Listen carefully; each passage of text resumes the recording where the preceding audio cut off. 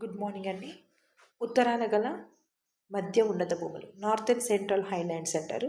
ఇవి నర్మదా నదికి పై భాగాన ఉన్న పీఠభూమి భాగాన్ని మనం ఏమంటామంటే మధ్య ఉన్నత భూములుగా వర్గీకరిస్తారు. అంటే మనకు మధ్యప్రదేశ్ మధ్యలో ఉన్న నర్మదా నదికి పై భాగంలో ఉన్న పీఠభూమిని మధ్య ఉన్నత భూములు నార్త్ అండ్ సెంట్రల్ హైలాండ్స్ అంటారు అన్నట్టు.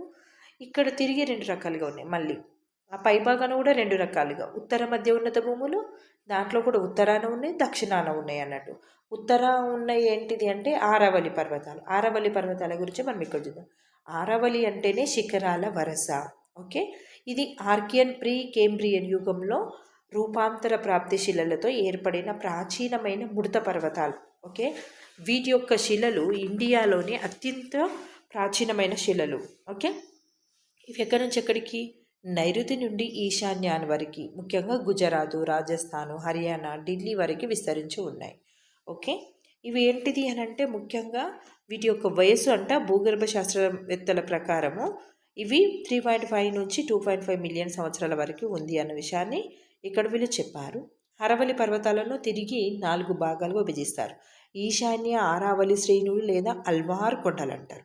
ఇవి ఉత్తరాన ఢిల్లీ అంచు వరకు గల కొండలు అంటారు. అండ్ సుప్రసిద్ధ రాగి గనులు గల కేత్రి ప్రాంతం ఇక్కడే గలదు.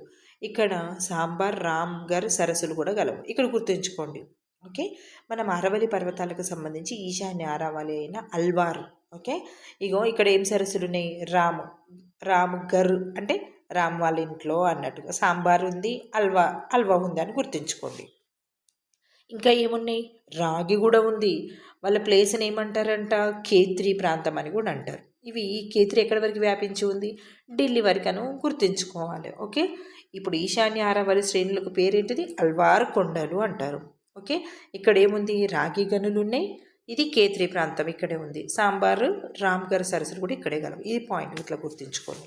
అండ్ మధ్య ఆరావళి శ్రేణులు ఇది ఎక్కడ, ఇప్పుడు సాంబార్ ఉంది కదా, ఆ సాంబార్ నుంచి బోరటు పీఠభూమి వరకు గల శ్రేణులు. ఇక్కడే మార్వార్ కొండలు ఇందులోనే కలవు. దీనిని జోధ్పూర్, మధ్య అరవల్లిని ఏమంటారు, జోధ్పూర్ ప్రాంతం అని కూడా అంటారు. ఇది అర్ధశుష్క ప్రాంతము. ఓకే, ఇది ఏంటిదంటే ఏ ప్రాంతం, ఇది అర్ధశుష్క ప్రాంతం. ఇది జోధ్పూర్లో ఉంటుంది. మరి మరు అనే పదం నుంచే మార్వార్ అని వచ్చింది అన్నట్టు. అసలు మరు అంటే ఏంటిది, ఎడారి. ఇది గుర్తుంచుకోవాలి. అండ్ మేవార్ బోరట్ పీఠభూమి ప్రాంతం. ఈ ఆరావళి పర్వతాల యొక్క ఇప్పుడు ఆగ్నేయ భాగాన ఏ నది ఉంది, బనాస్ నది ఉంది. ఓకే, ఈ బనాస్ నది ఈ ప్రాంతం దేనికి ఇంపార్టెన్స్ అంటే మేవారికి, అంటే మేవాడ్ లేదా ఉదయపూర్లు ఇందులో ముఖ్యమైన పట్టణం. అండ్ ఇంకా ఏంటిదంటే ఇక్కడ ఈ కుంభల్గర్, గోగుండ ఎత్తైన శిలా పర్వతాన్ని, శిల యొక్క ఉపరితలాన్ని ఏమంటారంటే బోరట్ పీఠభూమి అంటారు. ఇక్కడే ఈ బోర్ కొడుతుందని చెప్పి ఆ పీఠభూమి మీదకి పోతే ఏముంది తెలుసా, ఒక టేబుల్ ల్యాండ్ ఉంది అన్నట్టు. దీన్ని the great wall of India అని కూడా అంటారు.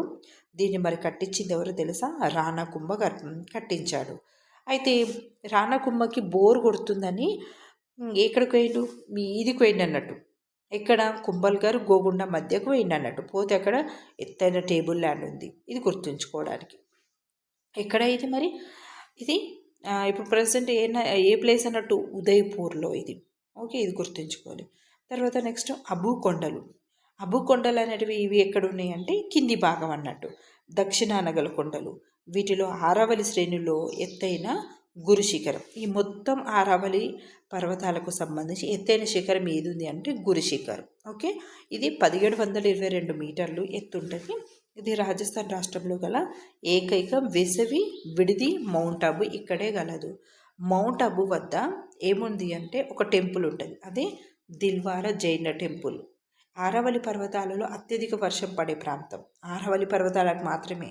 నక్కీ సరస్సు ఇక్కడే ఈ కొండలలో, అబూ కొండలలో ఉంది అన్న విషయాన్ని గుర్తుంచుకోవాలి. ఓకే, ఇది నర్మదా నదికి పైభాగాన ఉన్న పీఠభూములలో ఒకటి ఆరావళి పర్వతాల గురించి. ఓకే, తర్వాత ఇది మరి ఉదయపూర్కి పశ్చిమ దిక్కున పర్వతాలను ఏమంటారంటే జర్గా కొండలు అంటారు. ఉదయంగాడు ఏమన్నాడు, నువ్వు జరుగురా పక్కకు అన్నట్టుగా జర్గా కొండలు అంటారు. ఆరావళి పర్వతాలలో పశ్చిమ వైపు అయితేనేమో లూని, అండ్ తూర్పు సైడ్ అయితేనేమో బనాస్ నది, అండ్ కిందికి దక్షిణ వైపు అయితేనేమో సబర్మతి ఉంటుంది. ఓకే. అండ్ తర్వాత సరిస్కా నేషనల్ పార్కు, కుంభల్గర్ వన్యప్రాణి సంరక్షణ కేంద్రం కూడా ఇవి కూడా ఇక్కడే ఉంటాయి అన్న విషయాన్ని గుర్తుంచుకుందాం. ఓకే. నెక్స్ట్ ఇంకా కొంచెము ఆరావళి పర్వతాలకు సంబంధించిన కనుమలు ఉన్నాయి, అవి చూసుకొని తర్వాత మనకు మాల్వా పీఠభూమి గురించి చూసుకుందాం. ఓకే. Thank you.